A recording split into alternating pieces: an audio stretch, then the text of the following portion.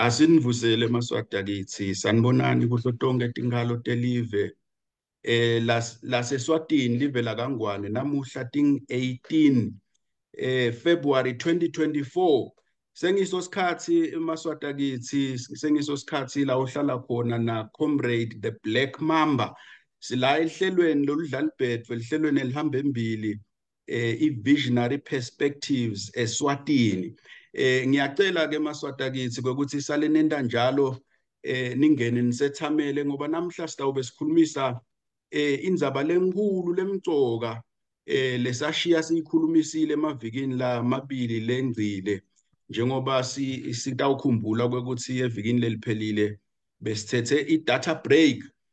Sibonge nje kini maswati besinikhumbulile lelo langa nje labe singakhulumi nani khona belilikhulu kukude kufika kuleli suku lanamuhla. Ngicela ukuthi njengenhlala yenta uthathe i-share button yakho uyithinze lapha bese ubita makhelwane nide uthamela loluhlelo site ubuka ukuthi sichubeka kanjani nenkulumo yethu yetemnotho yekwakha live. Isihloko sethu ke sanamuhla ngi-sequel number 2 la sikhulumisa khona indzaba ye-manufactured poverty.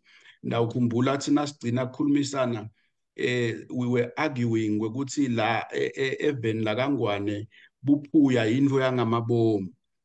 Sakhuluma ke kabanti savele sajula ukuthi sisho ngani. Niyawukhumbula ukuthi sabuketa ema-systems nema-structures ne-political economy lengiyona i-driver noma ke le embeda buphuya kule live. Siya recognize ke lokho ukuthi buphuya labanye bangathi it's a state of mind. Akhona nema theories njengoba sachaza nasikhuluma kulamaviki lamabili laphelile ukuthi buphuya kungaba nangokuthi ku-explainwe ngema theories la familiar ukuthi emndenini wakini vele niphuyile noma community yakho noma wena nje tento takho umuntu longakwadi kumanage imali uhola namuhla imali iphele khona namuhla but asikho lapho sine sibuka kakhulu the structural aspects in the national calculus that actually drive politics and drive the economy lenda ukuthi bantu babe excluded. So inkulumo yethu yanamuhla itawugcila kakhulu ekuthenini what is an inclusive economy, what is a futuristic economy, singasuka kanjani kulesimo maswata kithi lapho khona buphuya bakhiwa siye esimeni lapho khona sitawuba nemnotho lo wengamela nalovumela wonke umuntu loluswati ukuthi naye aparticipate noma ke kube khona inzima la idlalako ukukhulisa wona umnotho wakithi. Elihlelweni ke namuhla nginemnumzane Thembinkosi Dlamini ngidambita kahle ngithi ngicomrade Thembinkosi ngoba indvodza lecishe kukhanya ukuthi sihlehla nayo la emzabalazweni. Asikuvusele namhla entsambama elihlelweni i-visionary perspectives eSwatini Mlangeni. Asikuvusele comrade Black Mamba, siyajabula kuba nani lamhla ehlelweni i-visionary perspectives. Siyabonga kakhulu Nkosi, siyethemba ukuthi kuba khona kwakho la utawasita kakhulu eMaswati kule nkulumo yethu lesitawuba nayo. Ngicela ke Nkosi njengenhlala yenta ukuthi singangene enkulumeni yethu kube khona tinto lengitishoko nje kafishane masinyane sitawube sesichubeka nayo ingxoxo yethu. Tinto lesitibonile tendeka even kwekucala nje kumbe kungaba indzaba ye MSF assembly. Siyawukhumbula ukuthi multi stakeholder forum lokungiyona nhlangano lesingathi apex political institution le globally recognized leyatiwa mhlaba wonke lehola lomsebenzi welushintsho Kangwane ngekuletha onke ama progressive formations in the mass democratic movement nzawonye beyikade ine assembly kule mphela sonto lesisuka kuyo lapha edolobheni lase Emelo lapha even leNingizimu Afrika. Sithi ke asindlulise kubonga kakhulu kulowo msebenzi lo wendiwe. Siyethemba ukuthi tinqumo letithethwe tiyawujinga tilisite live ukuthi lichubekele embili. Nawo umzabalazo uphindze uthole amandla ekuchubeka ngemandla uye phambili. Sitawuba naye ke sihlalo we-MSF emavikini letako ukuthi atowusethulela nasemapoti asabhaliwe kwekuthi mbambambamba bekukhulunywa tiphi kule assembly, kuphunywe naletithini futhi ne-way forward kulo mzabalazo ukuthi itawuhamba kanjani. Sithi asikudumise ke lokho. Sethembe kusemaswati ngebuningi bawo atawuchubeka yesekelele nhlangano. Kusijabulisile nje kuva kwekuthi emalunga ayangeteka sibili inhlangano lokukhanya ukuthi iyanza. Kwesibili ke lesifuna ukukhulumisa lapha elihlelweni namuhla indzaba lecishe ngathi ayinakeki kodwa lesikhanza kwekuthi imcoka kakhulu. Maswata kithi nani macabane emakhaya kunelicala lapha khona uhulumende wetinkundla nenkosi Mswati ithethe intatheli yaleli khasi iSwaziland News yayimikisa enkantolo lapha eMpumalanga province etinkantolo takhona in the High Court eMpumalanga. Kulelo cala lelo ke tinengtinvo lokukhanya kwekuthi uhulumende uaccuser Zweli Martin Dlamini yena sicu sakhe neliphephandzaba lakhe iSwaziland News ngekuba phekula likhuni even. Siyanaka ke lokuthi emaswati angathi ayibukelela lendzaba lena yale case yeSwaziland News. Ngifuna kusho ke nekucela lokuthi siyadzinga kumbambisa lo akadlamini ngoba leli cala leli alisilo nje licala lelibopha yena yedvana, licala lelibopha lo mzabalazo wonke. Futhi licala nangilibuka mina ngilidadisha ngikhanza kwekuthi litawuba nakulabathi ngesilungu ngema ramifications, noma ke litawuba ne-precedence, noma ke litawuba nemthelela lothide ku jurisprudence, noma ke kutekweni kwemacala la ku Southern Africa region. Kuyacala kwendeka kwekuthi kungasuka inkosi yelive nahulumende wayo ibopha umuntu phindze ibophe neliphephandzaba leli online. So on that ground alone ngicabanga lokuthi we have a moral obligation kwekuthi singalidzebeseli lelicala leli. So ngifuna kucela ke ma civil society organizations ema funding institutions nalabanye lapha nalapha ukuthi abasudedele emuva asilisekele lelicala leli noma samenyetelwe ama dates ngoba umhleli yena akakhona kuya sicu sakhe ngalokuthi bafuna kumgola. Kuyawuba mcoka ukuthi labakhonako ngathi kungamobilizwa around this case njengoba sihlale senta nasiseswatini kuma cases ema political prisoners lakhona even. So bengisi angikuvete lokho ngoba ngikhanza kwekuthi kusikhebesi nesikhala lesikhulu lekufuna ukuthi sis-address singemaswati la emzabalazweni.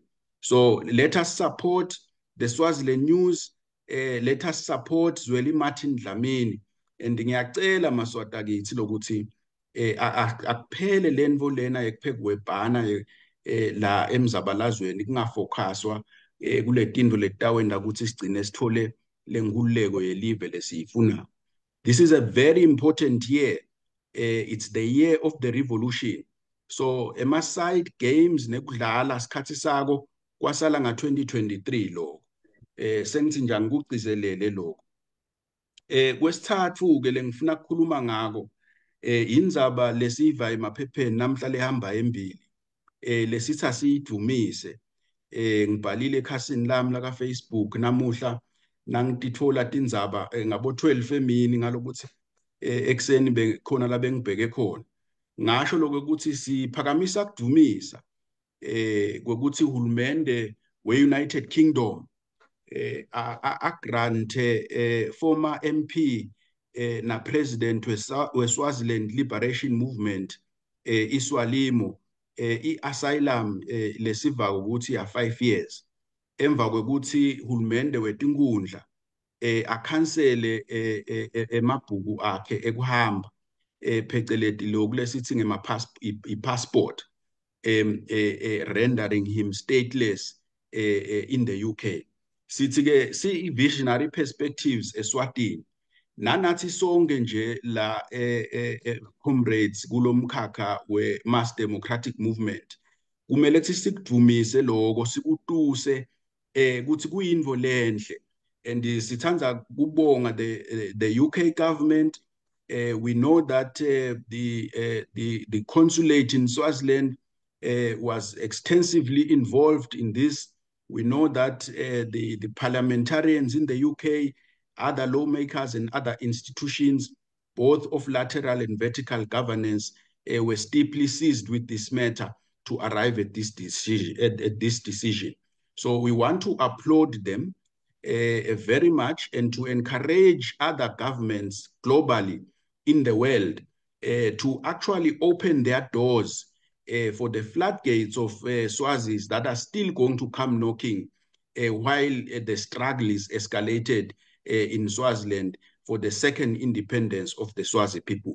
Sifuna-ke ukuthi ikakhulu live le-South Africa siyabonga lokuthi manenge ama-comrades lakhosele la e-South Africa kubalekela yena hulumende wetinkundla. Kodwa siyacela lokuthi hulumende we-ANC na hulumende lotawungena emva kwalolu khetho noma we-ANC noma wabani awa-embrace lamaswati in a very practical way, offer lamaswati i-solidarity lefana nale baniketwe lamaswati labalekela leli bhodo lekufa lelemuva ekhaya ba-embrace labaniketwe ma-protective measures latawenda kwekuthi tinkundla tingakhoni kubabulala. So we just want to make that plea, and again siyabonga kakhulu to the United Kingdom government for granting yena president weSwalimo i-asylum simhalalisele naye wasimilane kuloko.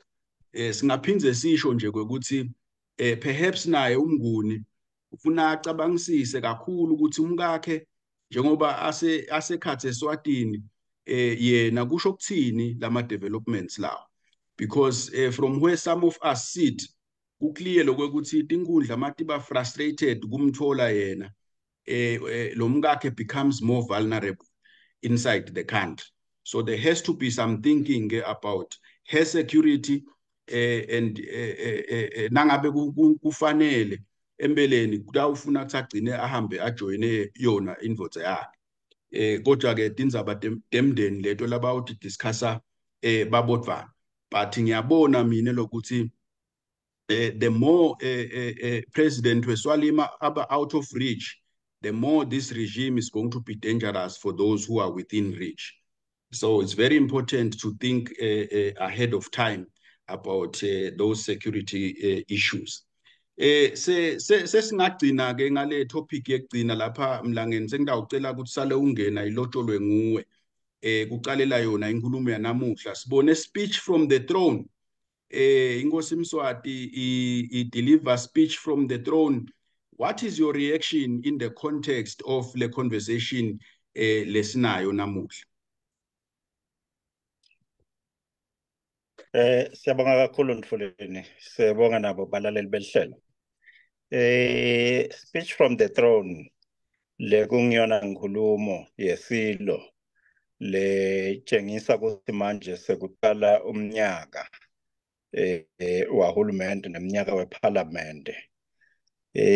Sasimukela kakhulu thina ngala ka civil society kwatise ukuthi beku speech lesiphatha tonke letinhlangothi netingoni lebesikade sitigadzile ukuthi tivele ku speech lesinjengalesi lesingisona singumkhombandlela kuhulumende ukuthi kufanele usebenze kanjani kulomnyaka wetimali lotako loqala mhla ka 1 April 2024.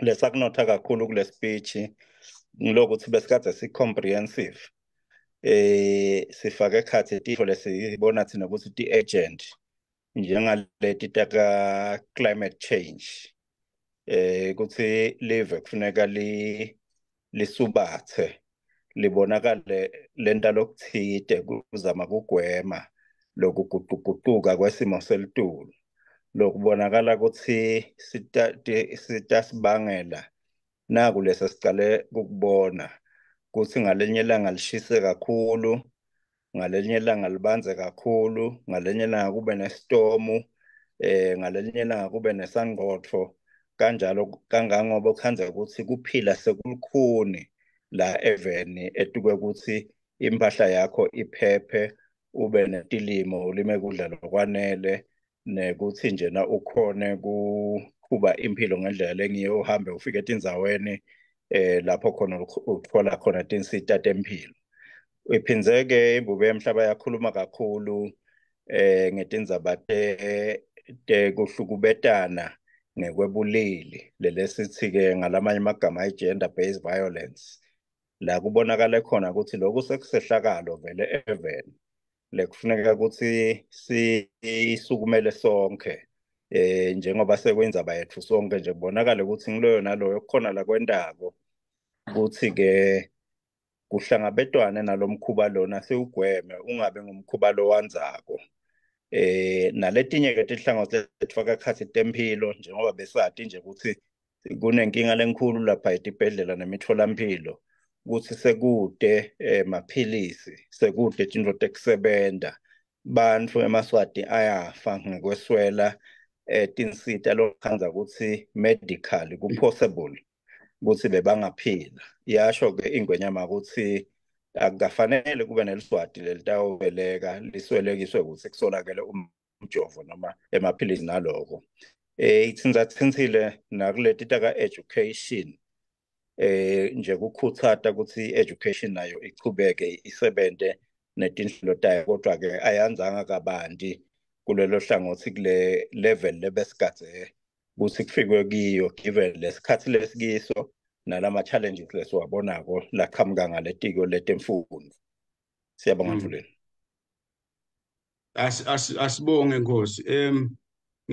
I want to push back a bit. Ngifuna nje ukuthi ungicacisele ngoba na ukhuluma wena uphinze ungamele tinhlangano letingekho ngaphasa hulumende eSwatini. Ngiyati ke lokuthi awukho la kulolu hlelo in that capacity. But kumcoka lokuthi masibuka into lenjenge speech from the throne sibe very critical civil society lokuthi what were the good aspects of the speech ngoba nasisebenta kufuneki lokuthi kube ngazuthi yonke into leyendekako kulelive yini.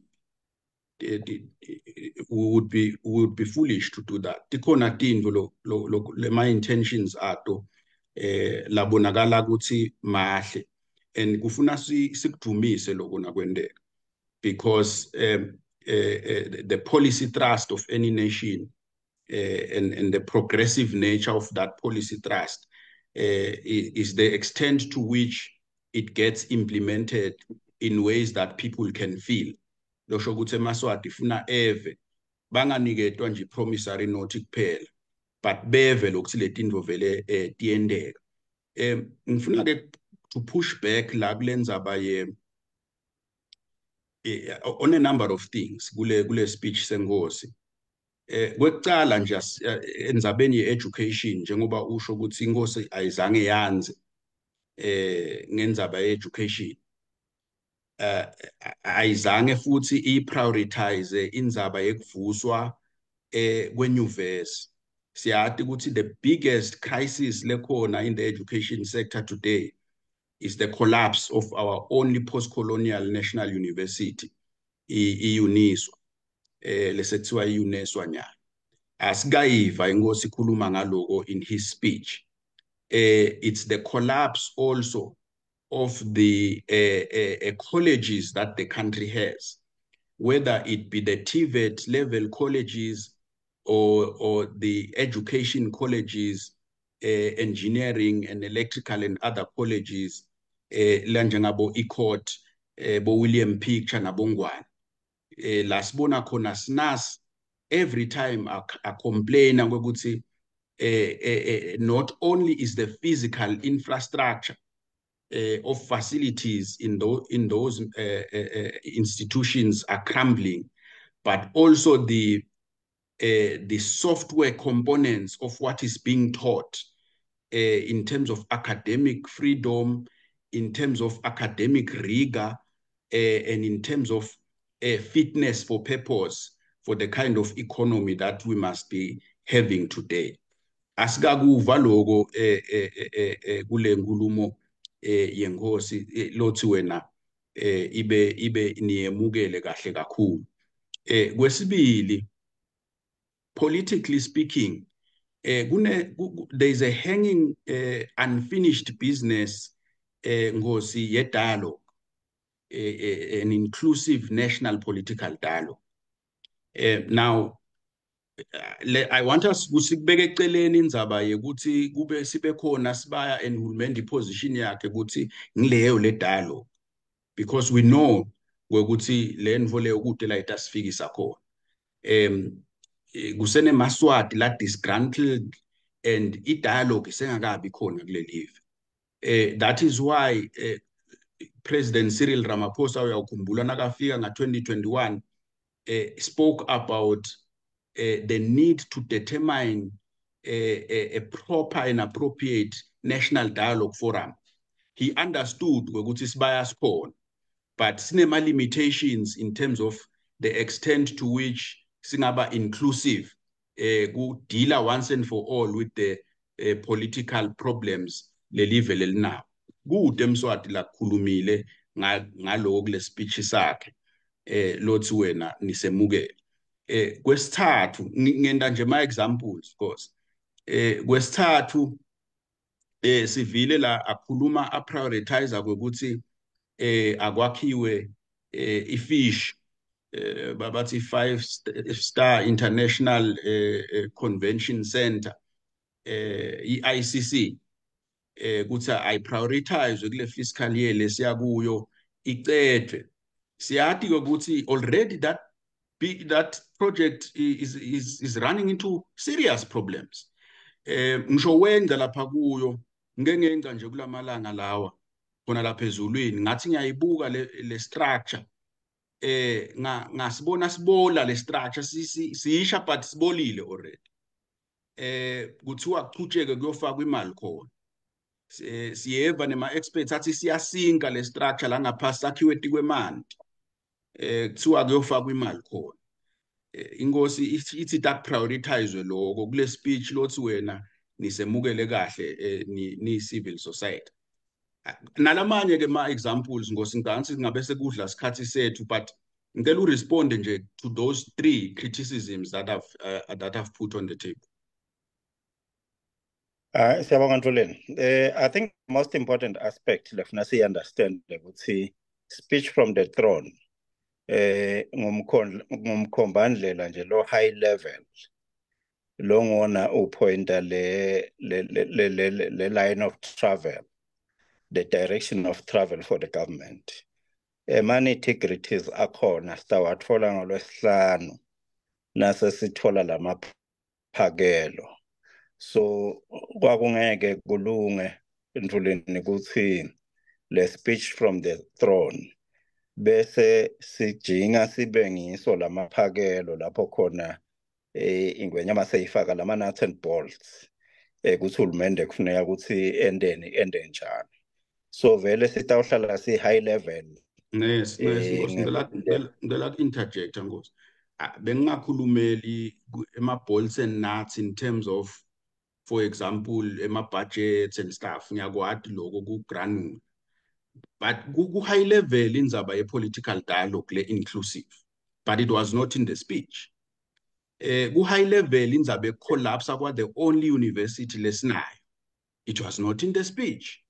But the fish, the international hotel, that doesn't make economic sense, was in the speech. Asangiqhubeke ke Ntuleni angeke kulunge Ntuleni ukuthi utishayele esigubhu wena phinze ugitse same time. Ave Kufuneka ukuthi ngidlala ifaya unginiketele Nkosi ngiyaxolisa Dlongwane. ukunginiketela ithuba lekosebenza. So etukwalena yase-university nje, it's true ukuthi i-university yethu is collapsing.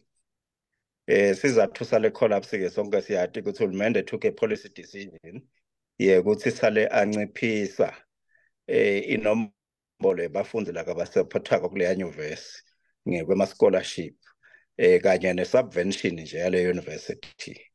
With the expectation ukuthi batali to some extent sebatawucontributor towards the education yabantwana babo, especially labo batali lokutholakala ukuthi banayo indlela yokubhadala.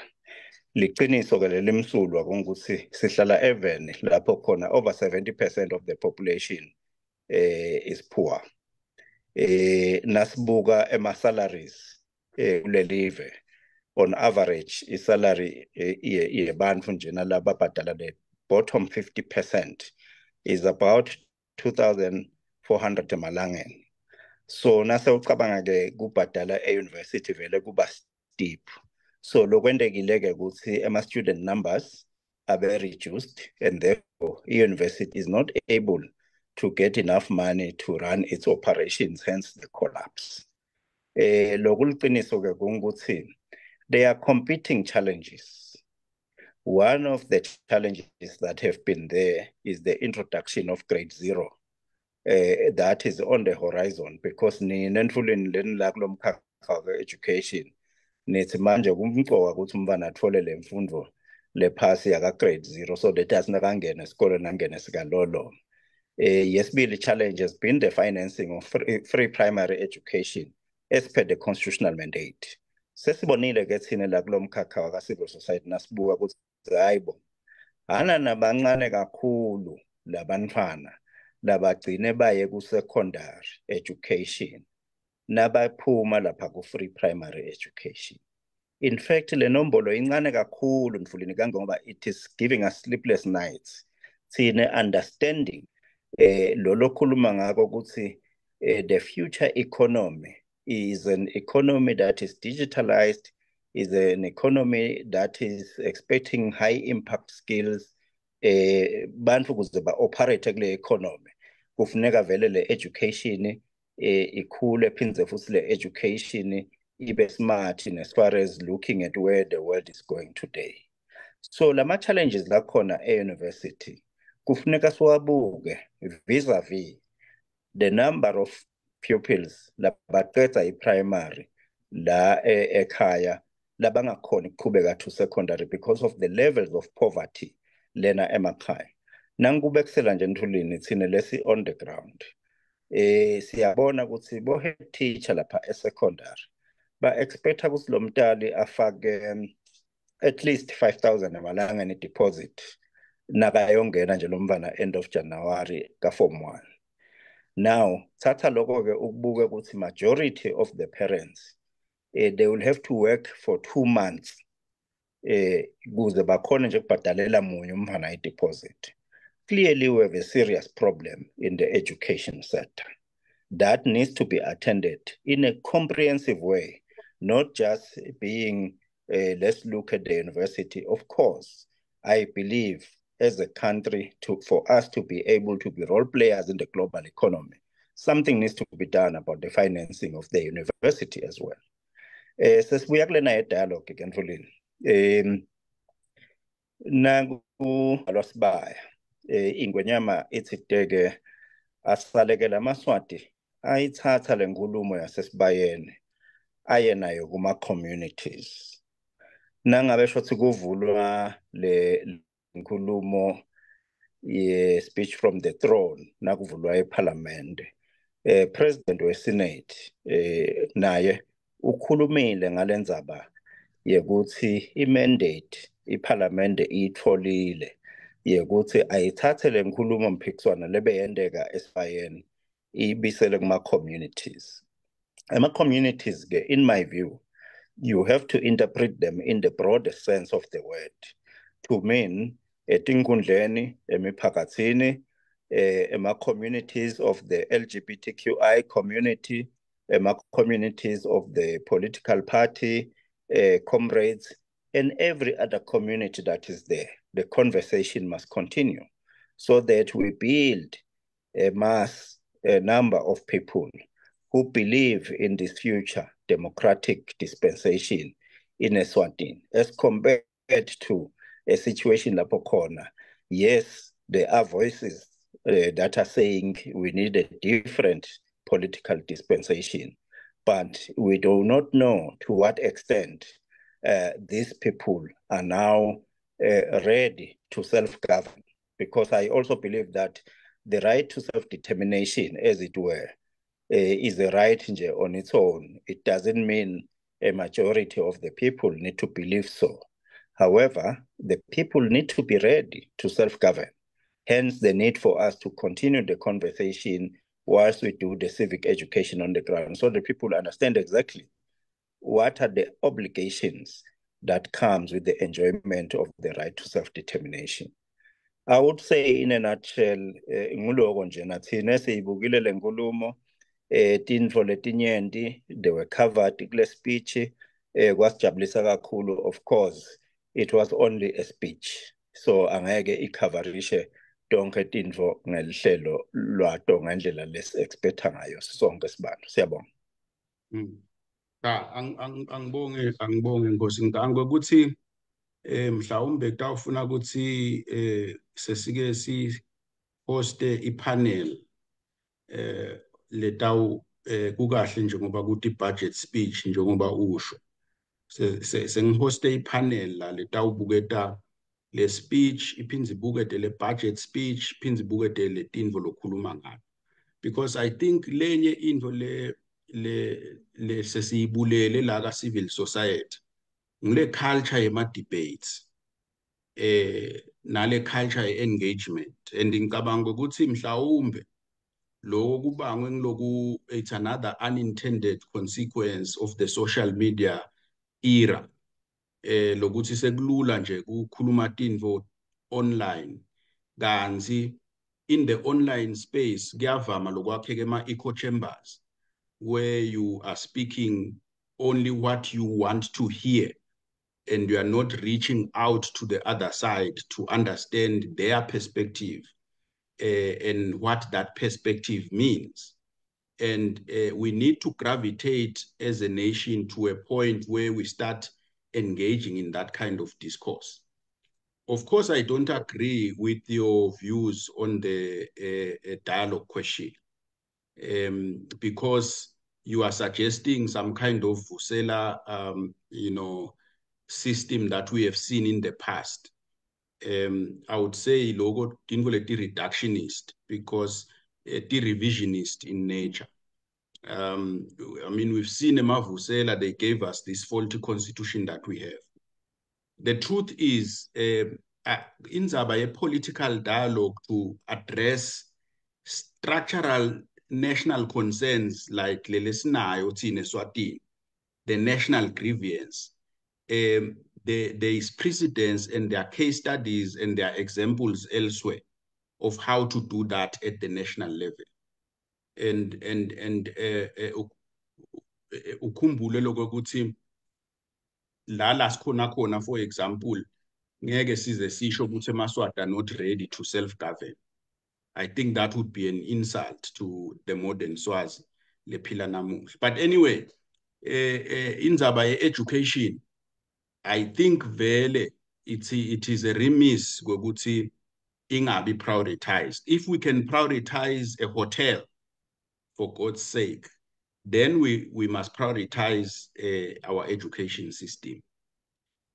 Utawukhumbula Nkosi kwekuthi we've had West 15 lo mnyaka sayi-introduce i-free primary education, and lama policy makers to lahle lembabane ka Ministry of Education bekacanga ukuthi kwendekani vele now create le demand le primary school, because now create demand using policy instruments in the lower ranks of the education system.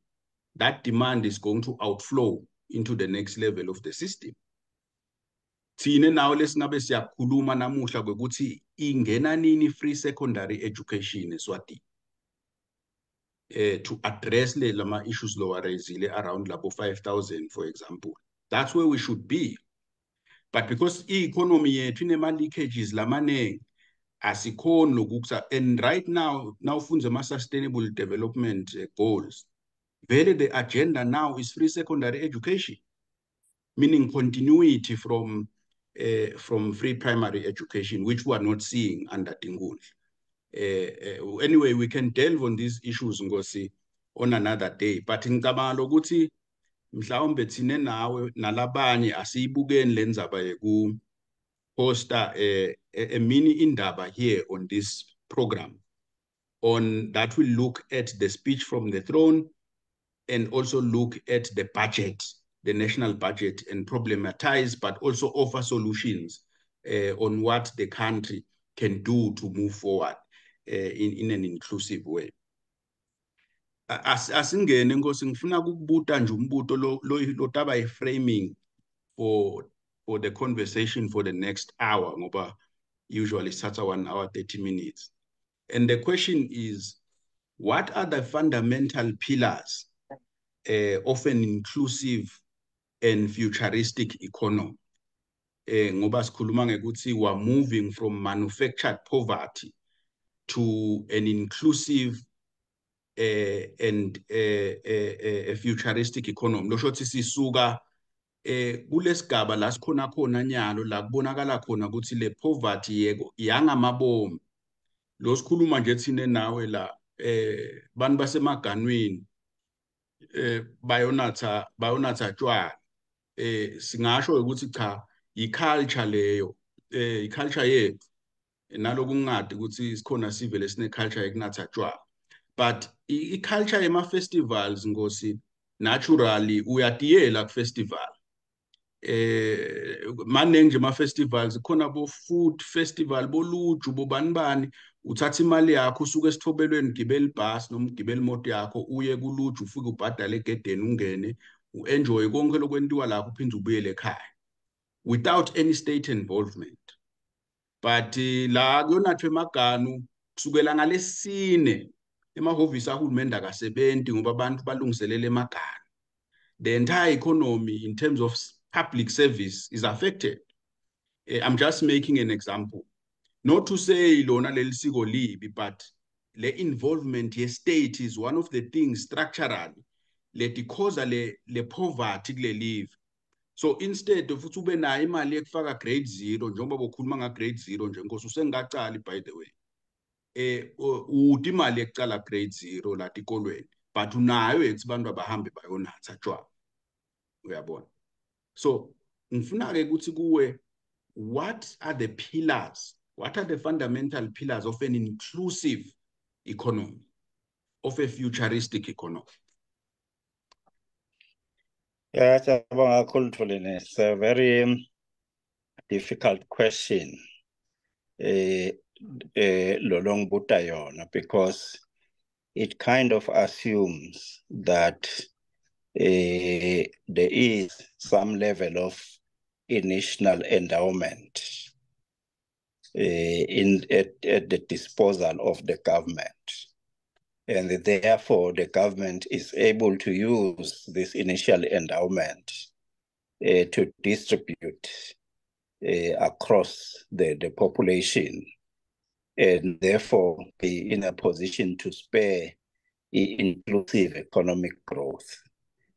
Nasikhuluma nge-inclusivity ke siyesibekise ukuthi nje nasikhuluma nge-economy lapho khona a greater majority of the people are participating in the economy and they are enjoying the fruits of nationhood. So their living standards are at par, noma ke they guarantee a certain minimum standard of living. Kungabi nje kungukuthi kule live labanye abantu futhi indlu tabo tiyabagqoba, kungabe kungukuthi abantu labanye they skip a number of meals a day, babulawa indlala, kube nebantu lakhaya labagula okufanele baye emtholampilo noma esibhedlela bangakhoni kuya ngoba beswele timbasha. So an inclusive economy isuke i-economy lapho khona a greater majority of the people are able to earn income and have a proper standards a livelihood. Ibese-ke iba futuristic ngalokuthi that country is able to move forward. La benda i-research nje baze babekisa ukuthi in as far as kulifta i-majority yabantu out of poverty is concerned, countries that had greater equality prior to the transformation, they fared better than emave lokutholakala ukuthi they were highly unequal. Lela kithi-ke live liphethwe ngilomkhuhlane loyo wekuthi it is a highly unequal society, meaning umnotho, i-wealth, nema-incomes are only concentrated in a small number of people vis-a-vis the population of the country. Bese kuthi the majority of the people of the country bona badla imbuya ngelutsi. Ithi-ke le economics, under these circumstances, it would be difficult for this country to achieve lama levels of growth that will diminish poverty, simply because income and wealth is concentrated in a few. Therefore, le mali la eveni ayigwadli in a way that it will then spell the issue a multiplier effect kule mali. Lesikhanze ukuthi kuyi-weakness ke Mfuleni ngilokuthi manyenti lama scholars labekafuna kubuka ikakhulu lenzaba ye-poverty kuthi yiyo into lekufuna siyibuke kakhulu. Sithi nasakha ema-strategies elive, sakhe ema-anti-poverty measures, poverty reduction measures, poverty eradicating measures, without looking at inequality. Yet inequality is the underlying cause of poverty. Where there is unequal power in a country, that is a precursor for endemic poverty levels. Obviously, ngiyabona uyati ukuthi nangabe shothi lalabadlanzana laba already rich, kungibo kuphela labakhona kubhala ema-policies alelive, but awabhala in such a way that a-favor bona lama policies. Avumele bona ukuthi ba-accumulate more wealth, and because of this wealth accumulation, sebayakhona ukuthi in future babe nema-income streams, imifula nemifula yema-income streams, lebenda ukuthi bona babe richer and richer, whilst the majority of the people become poorer and poorer. So I would have said, when we're talking about an inclusive economy, we need to focus on creating a future that is equal, because only in equality can we achieve a futuristic economy where everyone is able to live with an absolute minimum standard of living. For instance, under those circumstances, access to adequate healthcare, including mental health, will be a guarantee. Access to education with no limitations will be a guarantee. Access to proper system of public transportation will be a guarantee. And many other things that make you as a citizen over good say, yes, I am a citizen, I belong to this country, and I am proud to be part of this country because it is able to take care of its people. After all, government is the insurer of last resort, to the extent that the government is able to intervene within households and individuals in cases lapho khona bona abakhona ukutendela tintfo letitsite.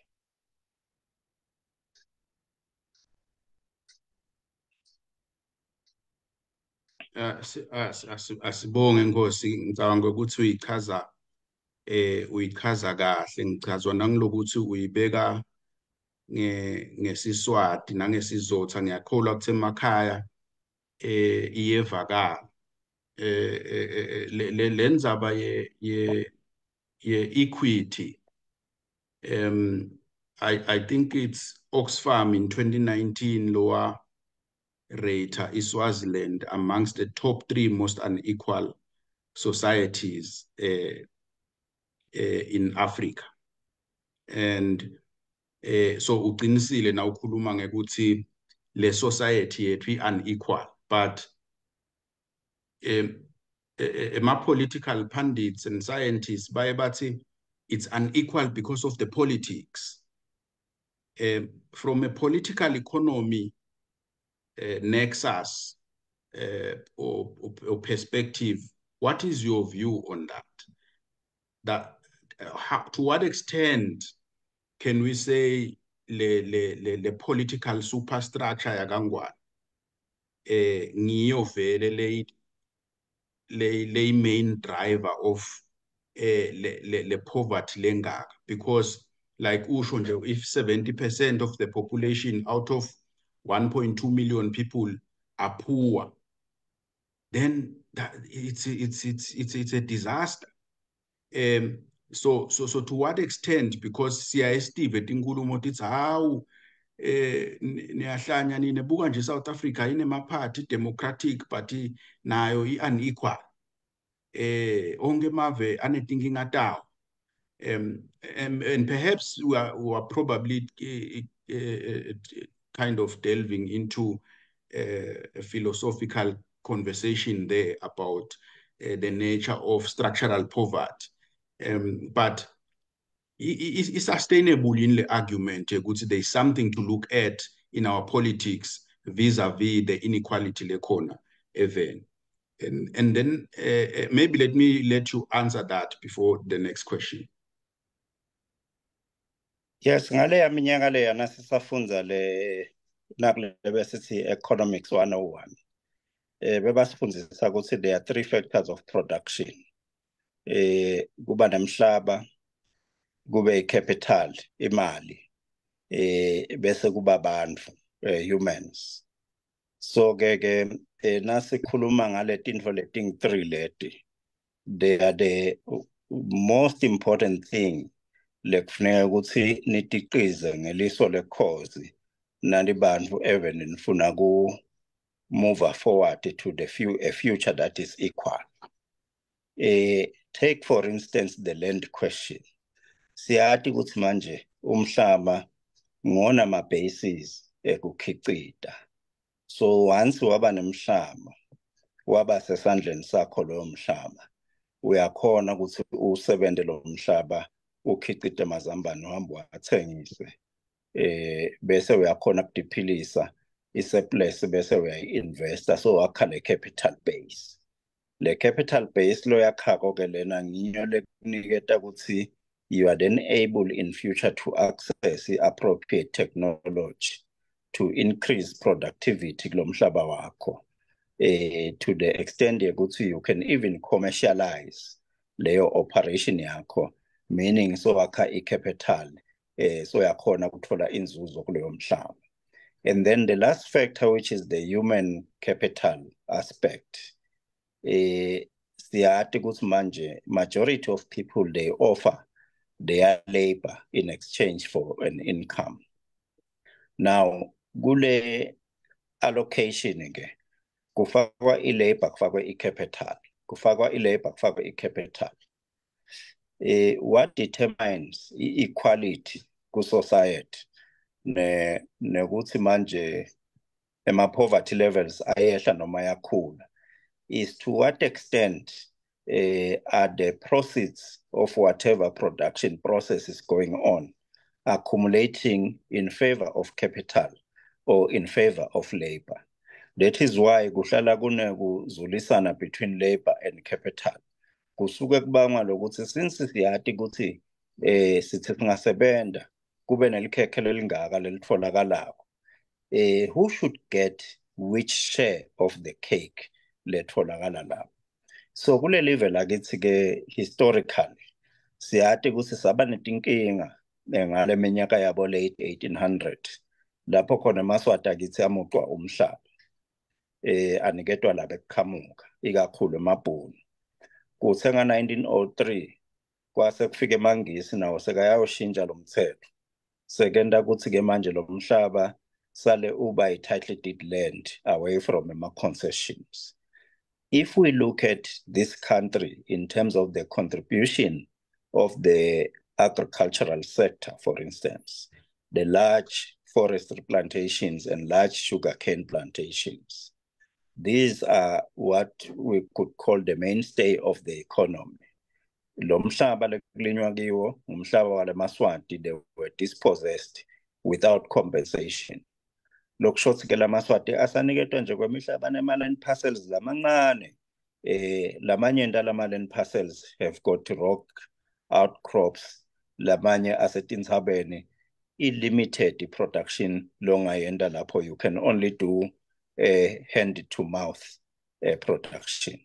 So unless we address the land question in the country, sibuke le land policy that was drafted as way back as 1991, ukuthi yayithini, sibuke ukuthi what then can we do to do i-redress? Sithathe lo mhlaba lo wathathe eMaswatini ubuyele kubaniyo. Lokuthi-ke sithathe umhlaba ubuyele kubaniyo Ntulini, we do not mean physically take the land back to the people. Sometimes it could be a dispensation.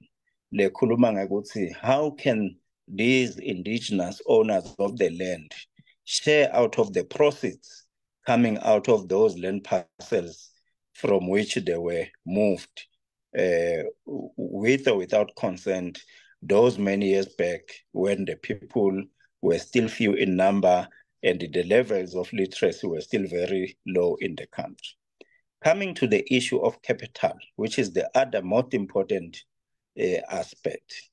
We know that in this country we have a number of pension schemes, retirement funds, and such facilities who take deposits from basebendi on an ongoing basis.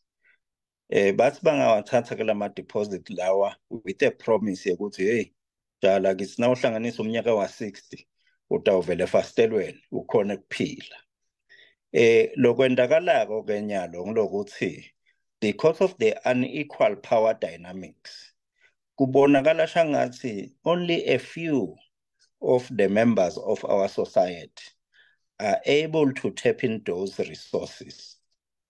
Bawathathe bawatshale emabhizinisini abo bakhone ke bona kukhicita because they use that capital kwakha more and more wealth for themselves. Why is the majority of the people, if uthi nje wena ngiyasebenza ngiyahola on a monthly basis ngicela ningithengele i-truck, libhange angeke likuve lokho. Noma uthi uthenga yiphi nje info lelithulusi lekusebenta, libhange mancane ama-chances ukuthi ikuve noma ikuthengele ibhizinisi. Kodwa laba labadlanzana lababenefithako kulo mnotho onke malanga bona bayaniketwa letimali le capital yethi bathenga noma ngiyiphi ibhizinisi lekhona lave. In that way bayachubeka ngakuthi babe rich bona. And because these people are powerful people, they are able to control the third factor. Sibonile nje lapha eBig Bend ma security guards ateleka abane salary demand. Kodwa kwathi ekugcineni kwakhona nase baniketwa le mali yaba yincane kunalena bekuvunyelwana nayo nalabelungu. Bathi ke belungu bathe nase bathi bafuna kubanika le mali kwase kuthiwa hayi la kuleli veleli asibabhadali bantu kanjena naka security nje umuntu uhamba agcine la. Siyabona. So lokunye lokwenteka kuleli veleli since time immemorial bekuvunyelwene ngale policy yema low wages. Le policy ye low wage beyihambelana nalokuthi uhulumende utozama konke lokusemandleni akhe ukuthi akhulise le social wage, meaning adeliver lama social services abesezingeni lelisetulu at cost recovery basis, not commercial basis, so that we increase the number of people in employment over time. Now, what is happening? The number of people in employment by Angipa, the wages are still low, but the social wage is also going down in terms of setting on a tindolo of good quality from government at no cost or zero cost or controlled prices. So kubuka ngazuthi-ke la sikhona khona the people of the country are being attacked from different sides by different pressures. But most of these things gravitate around the single issue. Yekuthi power is concentrated among a few.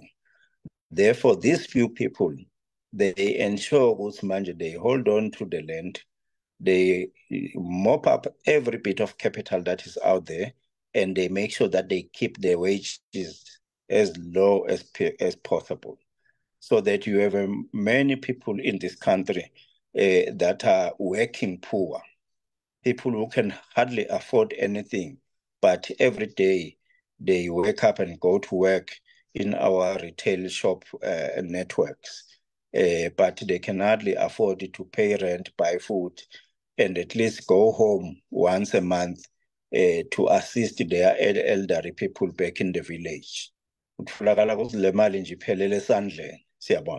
So we cannot build a future that is equal and a futuristic economy under this exploitative wage scenario in the country.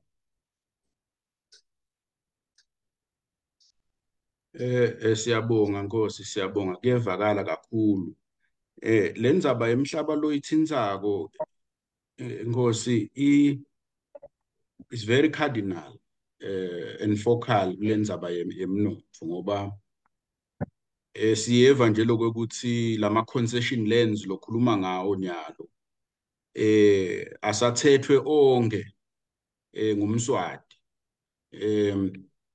under lokuthiwa silulu Royal Holdings nabo Temaswati Pty Limited ngathi noma ngukhotha kahle yi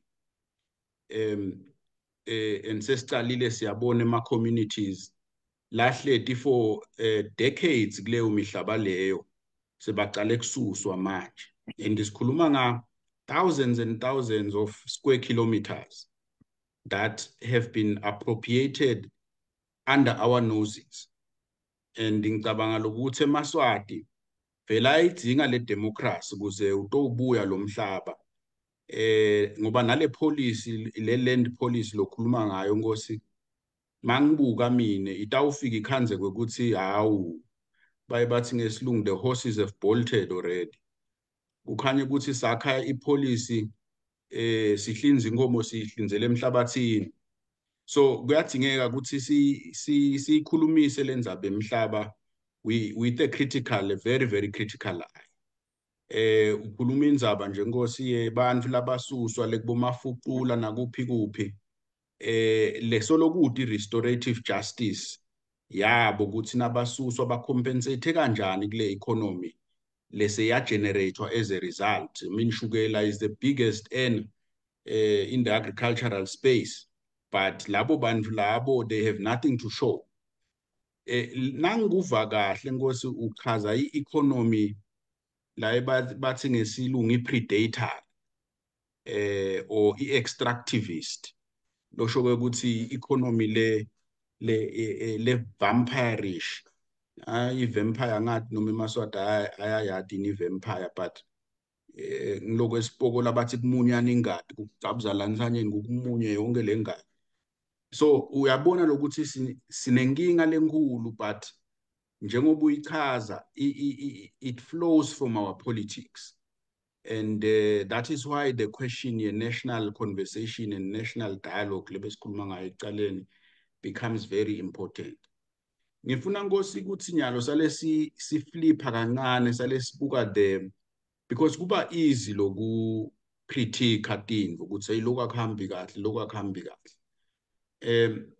Sesibuke the how aspect Nkosi ukuthi masikhuluma nge-futuristic economy le inclusive, how do we get there? silive lelincane kangaka yini lefanele siyente. Uke wakhuluma for example ukuthi the future economy is going to need high impact skills, but siyabona futhi in the future economy ukuthi it will be digitally driven, you know, the emergence of artificial intelligence, extreme mechanization, robotics, and the science that goes with that is actually eating up some jobs in the market. Ukhulume ukuthi economics 101, you have to sell your labor. But now, where will you sell your labor if your labor has been taken up by a robot, for example? Sivile nakangwane kunanomfundo nyalo kuthiwa cha ngeke abadisplace abothishela, but the truth is utawugcina kufikela kabadisplace khona in the future. So umbuto wami ke uthi siwabonile emave in the past, nasibuka the decades of development, bo-Singapore, the East Asian Tigers, siyawabona nalamanye emave lenjengabo Israel, okhanza turning, you know, the philosophy, turning the desert into gold. Thine ke singemaswati, how are we going to survive this future that is emergent, Ngos? And how is the futuristic economy going to be built? Comrade Black Mamba, I think nasicala nje ekucaleni, too few of emaswati own the means of production in this country. By that I mean, it is strange the sugarcane industry, as it were, is still owned by a handful of corporations and governments, including external governments and international multinational corporations. The forestry plantations that we are talking about, they are still owned by closed corporations, partnerships of friends who are majority not citizens of this country. So it becomes therefore important for us to think about how we can dilute the ownership structure of the means of production to such an extent, you would see quite a sizable number of emaswati middle class should own shares in these big businesses and enterprises that exist in the country. The state needs to take deliberate steps to facilitate the share ownership of emaswati into the companies that they work for. In other countries, for instance, they are saying, 5% of the company should go to an employee share ownership system, which simply means loyo 5% wema-share alengapani, they are ring-fenced. Ubese kuba nema-rules akhona ukuthi okay, ema-share akhona nidawathenga kanjena noma nidawatfola kanjena nakutholakala ukuthi sosebendelele ngapani iminyaka lengaka. Kunema-companies lokhanza ukuthi they are natural resource based, njengalawo ema-forestry plantations, nabo sugar cane, nalawa elokhunjana ema-mine that are coming in big numbers currently. There is no reason why the communities that are hosting these mega business enterprises are not owning shares kulawo companies in the form of a community share ownership trust kind of environment, so that you have a situation lapho khona as le tinkampani tikhicita, they are plowing back into the community. The community can also see and touch and feel the contribution that these companies are making to them personally. We have a situation in the country where currently there is an issuance of a number of mining licenses, which means there are people that are going to be mining our land. By the nature of things, minerals are finite resources, which means ahamba phele lama minerals le pass. So one of the things that should happen, therefore, is we need a national strategy which says, how do we convert these mineral resources as they are being mined into some form of a financial instrument that will bring future returns to the citizens? So nangabesho kungukuthi-ke, there is no proper conversations between the citizens and the mining host communities and the champions of these mining companies. La Maswati, they will lose out. Lapha letimbiwa phasi Ndulini, kutawufuneka ukuthi at some point tilayishwe ema-trucking tihanjiswe tiye mhlambe e-Richards Bay, let's say lilahle. Kude sidzingeko sekuthi manje laba labato umba letimbiwa phasi labaqhamuka mhlambe eSouth Africa bete nema-truck abo batolayisha lilahle le Maswati balimekise Richards Bay. Phela the local content policy ithi manje akube ngila Maswati la provider lenkampani with the downstream activities, so that nakukhulunywa ukuthi njena ifikele lenkampani ema-truck a-onwa Swati noma inkampani Swati, i-laundry le wash uniform yetisebenzi i-onwa Swati, i-transport yetisebenzi kutimikisa kuma-mining shaft ekuteni bakhiphe nzambama kanjalo konke lokho ku-onwa Maswati. Tintfo letitosetshenziswa lapha tithengwa la eSwatini etinkampanini temaswati ngekwemthetho. In that way, you are able to ensure lokho kungukuthi lama proceeds of the mining asala etandleni tala Maswati, so that noma mhlambe le mine seyivala ngalinye ilanga ihamba, kutholakala ukuthi amaswati angasho ukuthi wo mina nganginema-truck langi-3 ema-double diff, ngagcina sengine-fleet ya-50 ngoba ngangithola i-contract yasemayini. Nyalo sengiyakhona ukuthi ngiyoba ngiso-contractor kulamanye mayini in and outside the country. Uyabona? Bekukhulunywa last week ngana yaseMpakeni Dam. Impakeni Dam i-tender yakhona iwinwe inkampani yangaphandle. Kude tinkampani takule live letangena nato tababo so-contractor noma taba part of le joint venture kulelo dam le. At all levels, that is wrong. In a country, after 55 years of independence, we cannot have a situation lapho khona kuthi nakunekudla kubitwe abantu bangaphandle kuthi buyani nakudla kuthatheni kwenu. Kufanele ukuthi lokudla kuqale kudle bekhaya, bathi bangadla bekhaya bese kuthiwa kusele asifikele nebekhamba. So for me, I would have said one of the qualification criteria nasenda tender at that level bekungaba ukuthi evaluate lo muntu ngekuthi to what extent are they partnering with tinkampani temaswati kule joint venture, in which case ngaba disqualifier nakutholakala ukuthi they do not have that aspect. So we need to rethink the economy. We need to rethink how we man the policy levers as a small, fragile economy.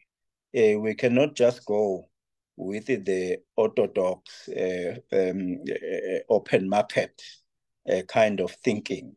We need to think like a small, fragile, landlocked economy and ensure whatever we do, we ensure that the benefits accrue to the citizens of this country, and any extra can benefit tihlobo tetfu letibuya ngaphandle.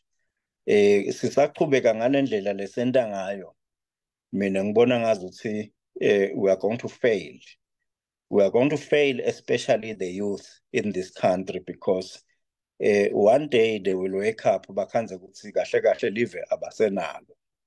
Nangabe besho ukuthi basalutha umlungu. Sonke isikhathi bayokhanza ukuthi loyo mlungu loyo ngumuntu weqhamuka ngaphandle. In fact, labantu laba bayowenda lamaswati abedigcila. Abanikete these wages langanamsebenzi nje because they don't have inhlitiyo yalamaswati.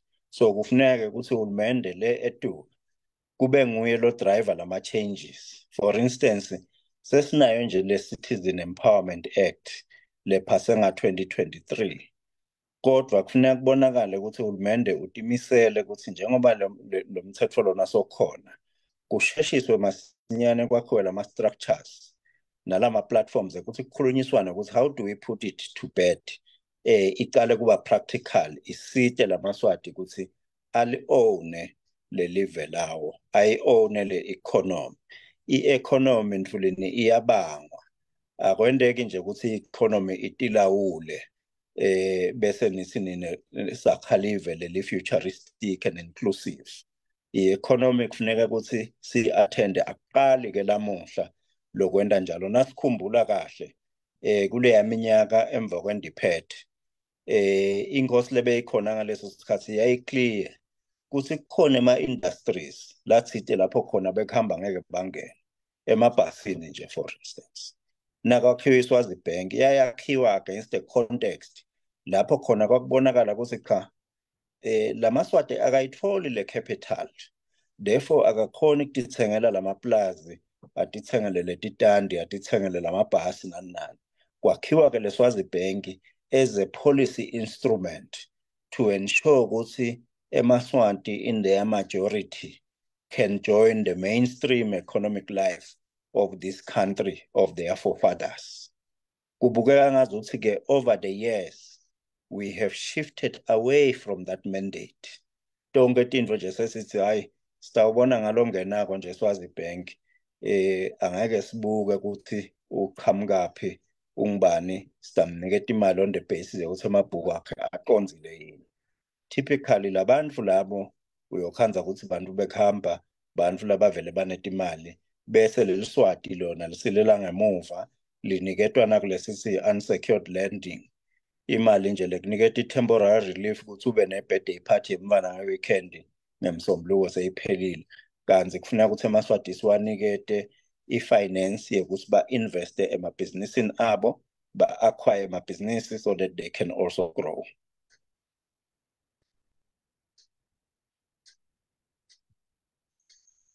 Yeah, sibonge Nkosi for that very, very erudite and comprehensive outlook that you have given us.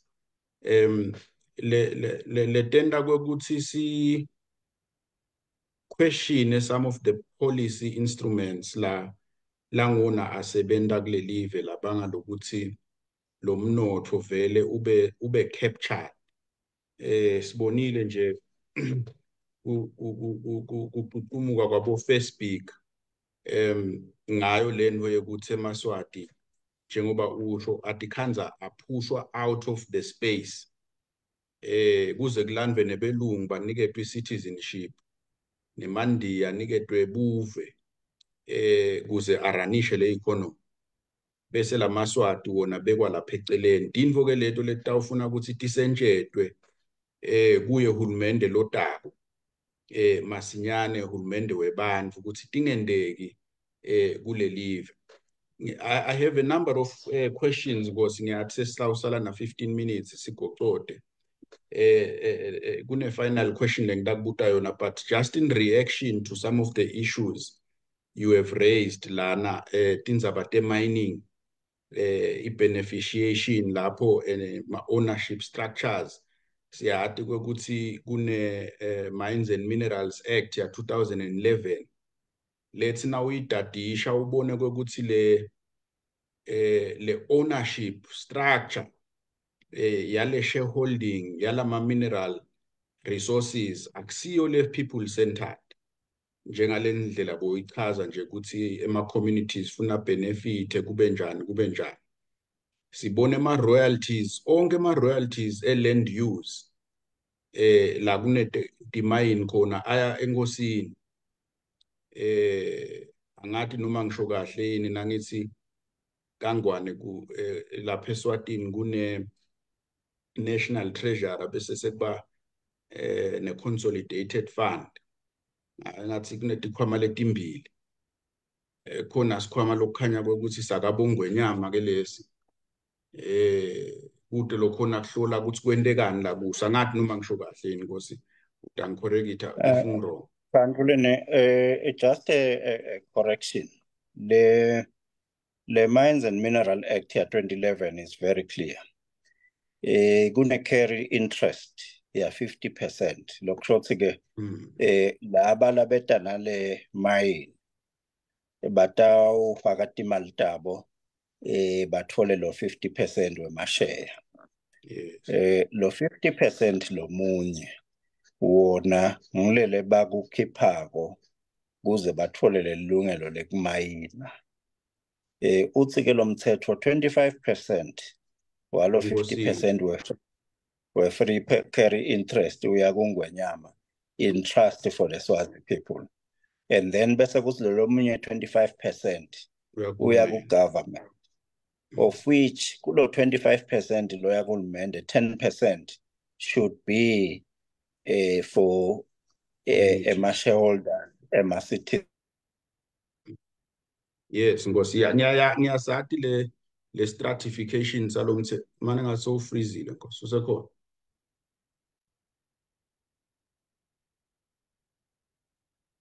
Ngathi soyangilahlekela kumlangeni la. Asesibone ukuthi ubuya njani. Ungithinze Nkosi nase tibuyile tinzambo ngathi ubese uyalahleka la. But maswati yakithi besisakhulumisa indzaba ye-Mines and Minerals Act ya 2011. So ubuyile Nkosi? Yes, ngibuyela sengichubeke. Nangibuka mina le Minerals Act ya 2011. Kuncane kakhulu lokurong ngayo, if at all. Lokubuka ngazi ukuthi kuyinkinga, lokungaba inkinga. Kwekuthi because these deals la entarishwako nguhulumende, they are shrouded in secrecy. Ungathola ukuthi lo mthetho awulandzelwa in the process, uyabona.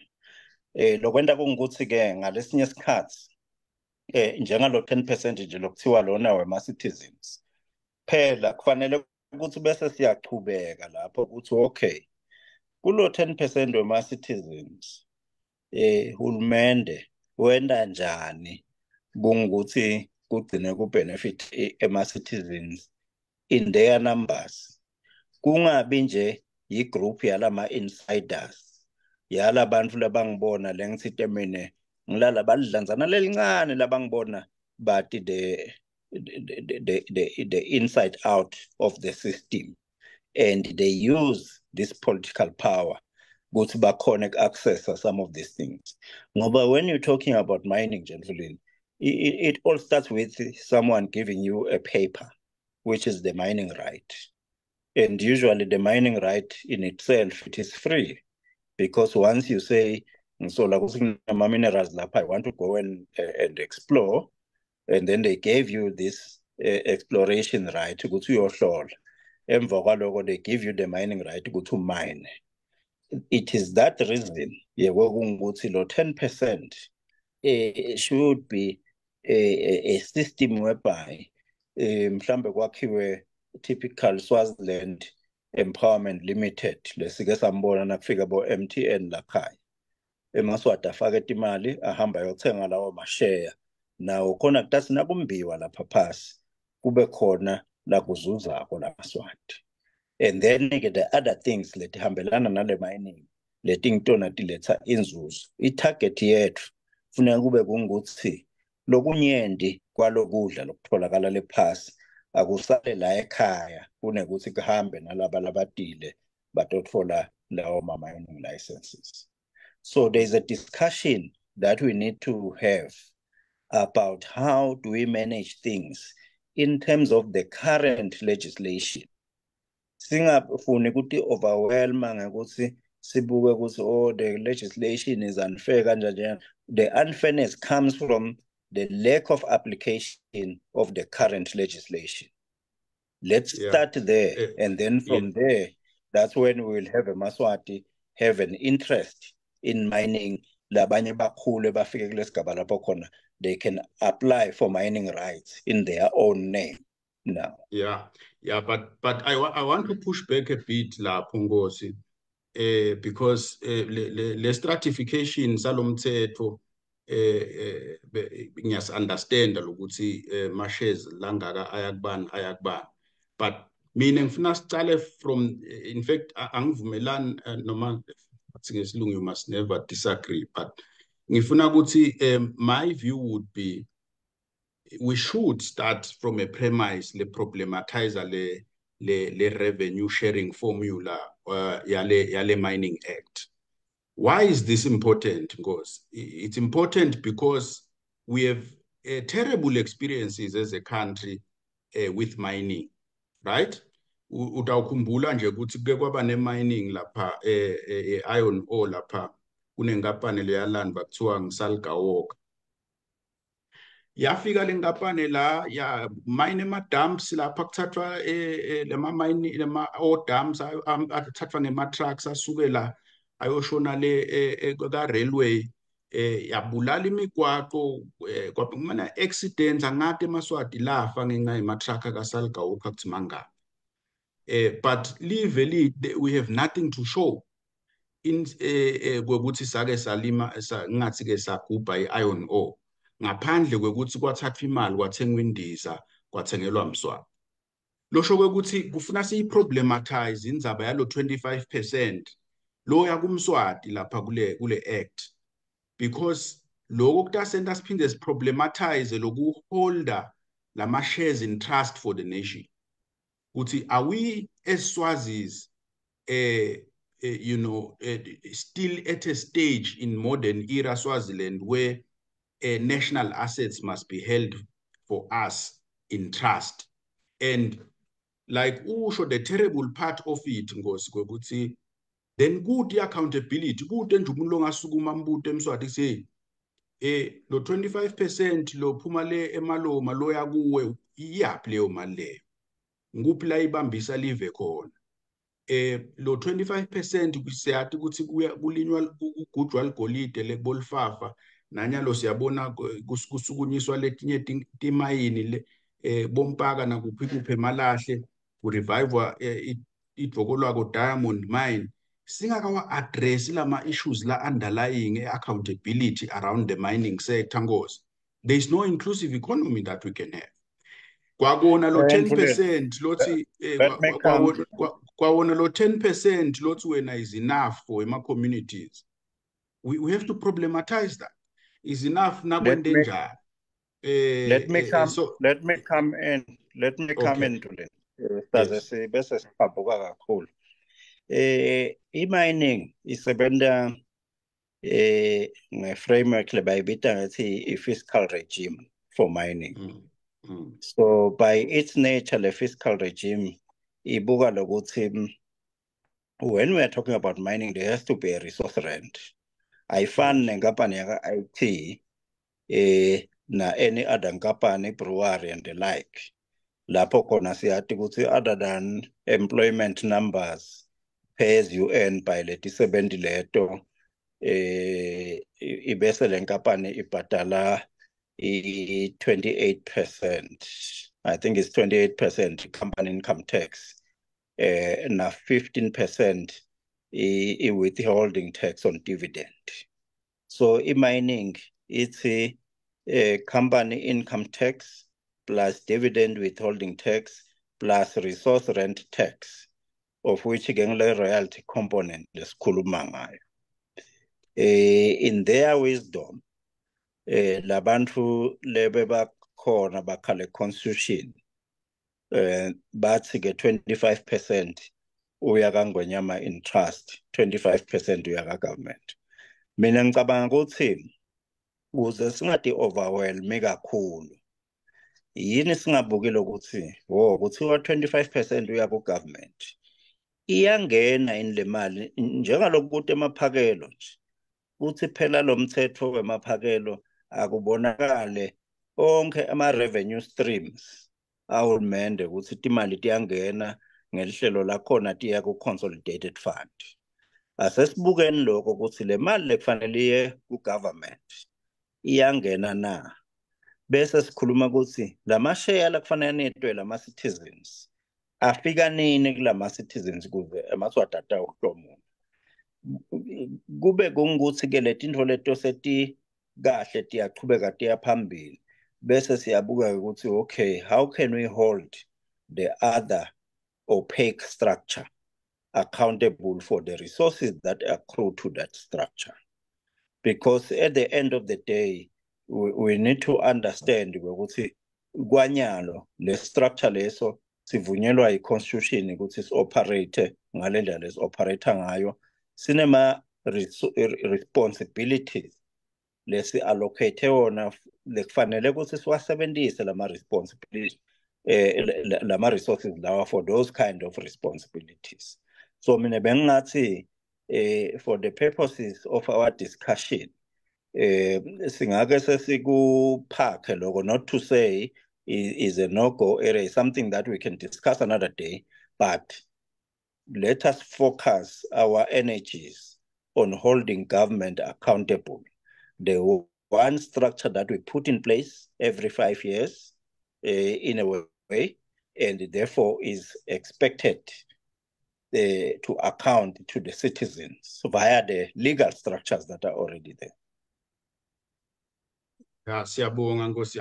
Angicondzise nje emlangeni lokuthi la ka visionary perspectives eSwatini kude ma-holy cows. Indaba ye-accountability yalo 25% loya kumswati. In fact, ngiko sasungula lolu hlelo lolu ukuthi we're not going to just focus on soft issues. I can understand ukuthi, you know, from a civil society perspective, singafuna kuba careful and cautious, but thina lalihlelweni sifuna lamaswati avuleke tingcondo ukuthi kunemali leya kumswati lesingathi sisebentani. Ngiyeva ukhuluma ngema responsibilities ukuthi kunema responsibilities la nawo lafanele awende ngale mali. Umbuto uthi u-accounta kuphi nasawendile ngimaphi wona lama responsibilities, and nasiwabuka lawo ma responsibilities vis-a-vis the national development question, what takes priority? Because I can argue Nkosi ukuthi wena ukhuluma ngema responsibilities, mswati uthenge mawashi, uthatha abafati, uthenga imoto, wenda yonke lento lebhekele eceleni, again ma responsibilities la yawushiya ilegacy kulelive. So kumcoka ukuthi sathi si 25% wala ma dividends lokhuluma ngawo lachamke emaloma wendani ngawo mswati for the country. Live nje like laba nenkinga lihlaselwa yi-COVID.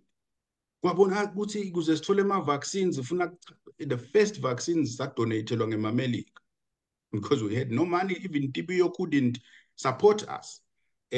So ngifuna ukuthi-ke ngikuqondzise lapho Nkosi, because vele thina lana si radical, deliberately radical. But-ke let's move Nkosi, the final 2 points that ngifuna wakhulumise Nkosi kule ndzaba ye-futuristic economy ngulama skills. What nature of skills? Ngiyathi lokuthi le issue ye-economy is very, very big Nkosi. Nanyalo nje sibe tangential maybe in discussing it.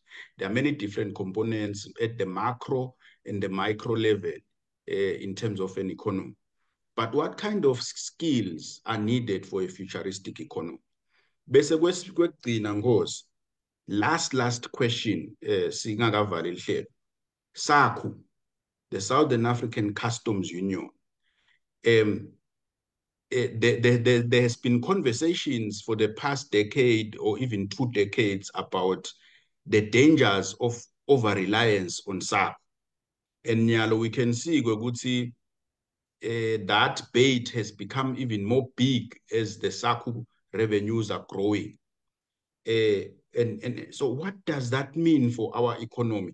Can we begin to envision an economy outside of SACU, or are we not a viable state economically if SACU were to be removed? Okay. On the first one, Yama skills, I think it has been said that we are moving towards the fourth industrial revolution. Is an economy that will be based more on information, IT, artificial intelligence, and all of those things. So what it means is that not all of us, because remember now, with that future economy, there will be fewer numbers of people that will be employed. Because remember, a machine will work for 24 hours.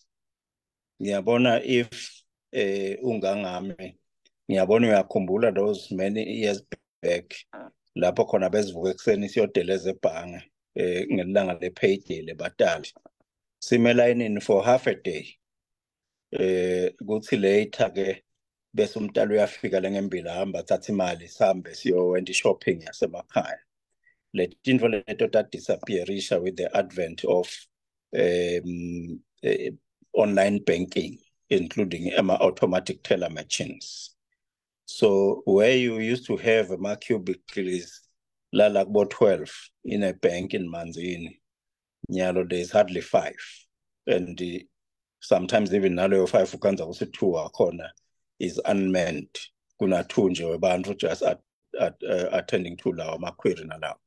So the structure of the global economy is changing. And therefore, sinafuna study the structure, in what direction it is changing, basis and allow necessary adjustment. For instance, make sure massive numbers of our children are trained in the areas of robotics, IT, software engineering, artificial intelligence, and the like, so that they become role players in that future economy. More importantly, is the issue of growing the social security system, because njengoba sengishilo ukuthi bataba bancane kakhulu bantu labaqashwako in this future economy, simply because of the efficiency of these machines that will be in charge now. So kusho ukuthi ke lokho ke, even though efficiencies will go up, probably incomes will continue to go up. In terms of incomes accruing to households and individuals, they will go down. Kusho ukuthi ke we need to grow the social security system so that still a majority of people can enjoy a good standard of living on account of the fewer people who will be making super incomes. Coming to your second question, Rulini, around the question of SACU. The SACU revenue, we can see that it is always problematic. Problematic in the SACU revenue. Ngokuthi nyalo sesisayina nabo Africa Continental Free Trade Area, and we are moving away overall globally from a tariff-based system where we use our borders to tax goods as they are coming in.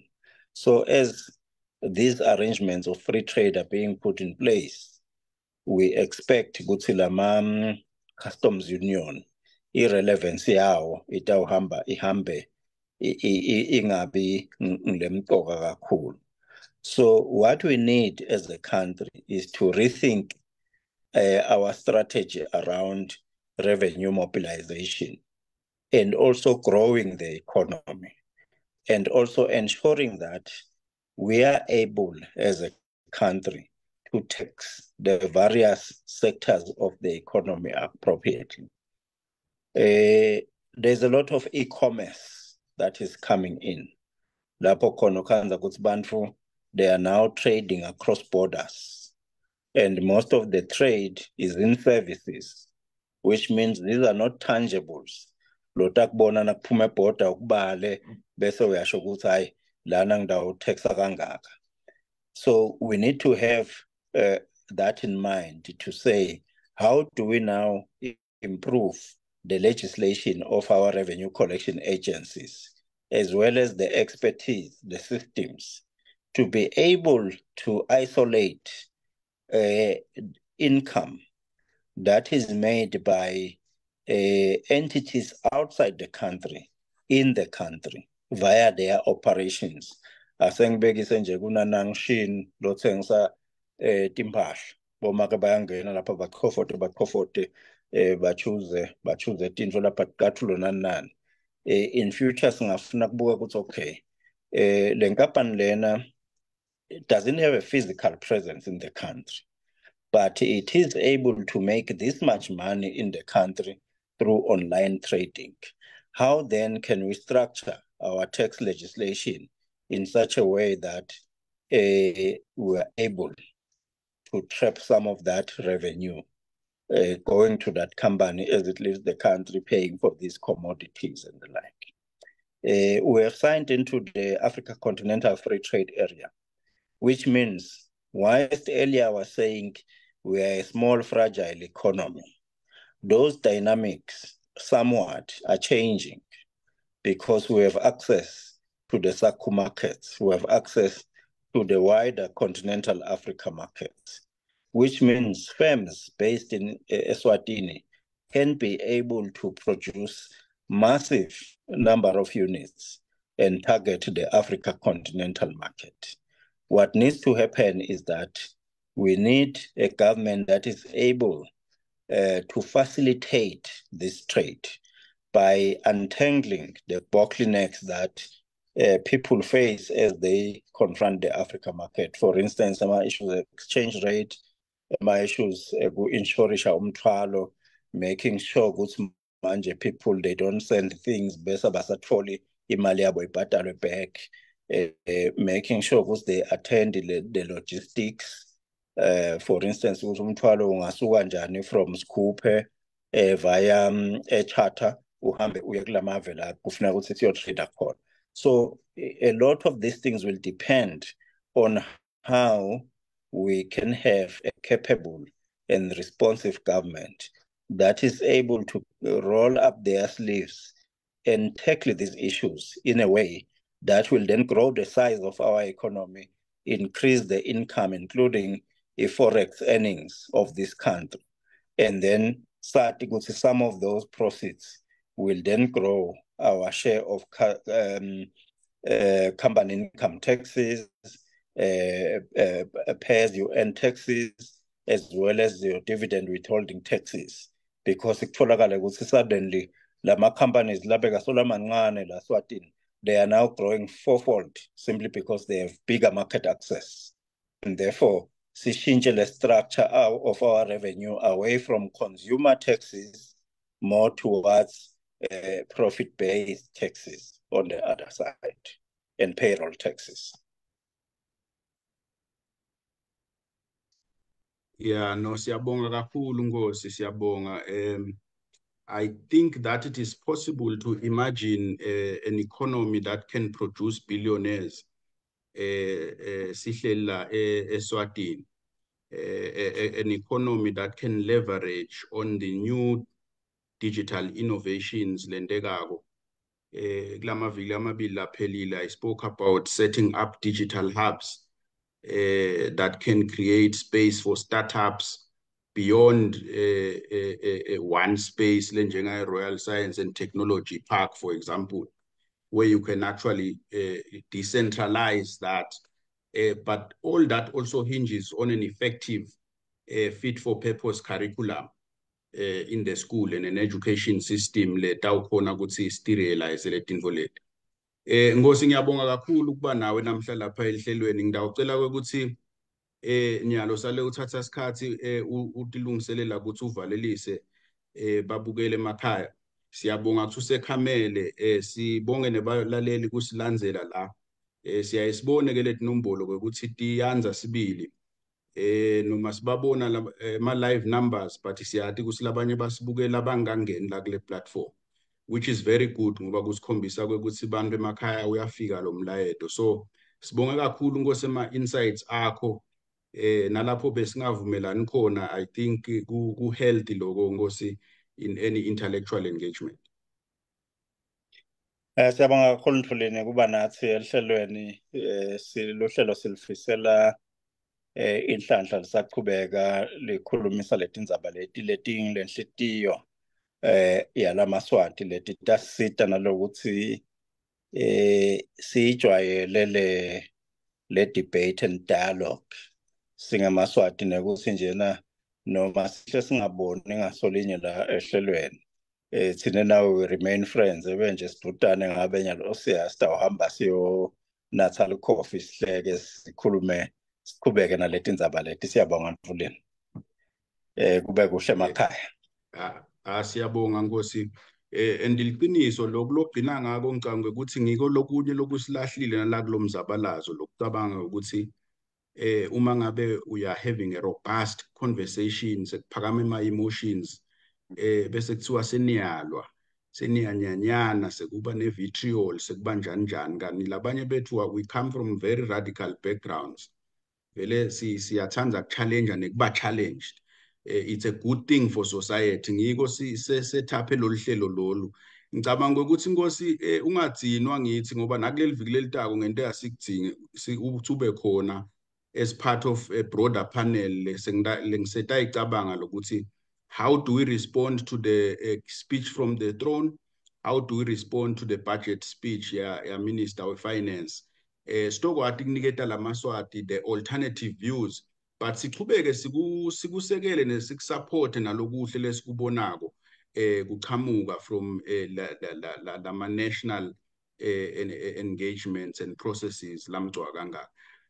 Ube nebusuku lobuhle Nkosi, nane emakhaya benebusuku lobuhle. Ngingivelaphi ngwakamamba, Black Mamba, the Black Mamba, the one and only Black Mamba in Eswatini.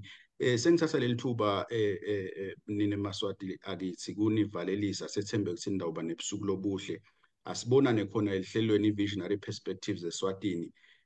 Same time, the struggle continues, the struggle never sleeps, aluta continua. Siyabonga Nkosi, nilale kahle emakhaya. Siyabonga.